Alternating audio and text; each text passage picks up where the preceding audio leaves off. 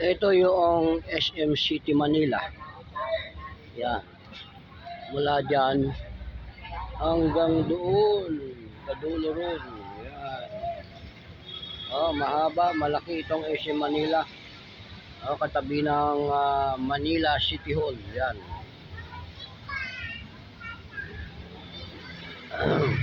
Tayo ay pauwi na, papunta na ng North Fairview. Ito po, North Fairview ang punta natin, pauwi na tayo doon, ha. Ayan po yung MRT, yung unang-unang LRT, ha. Ito yung unang-unang LRT mula doon sa monumento hanggang doon sa Baclaran. Ito po, ha. Yan, okay.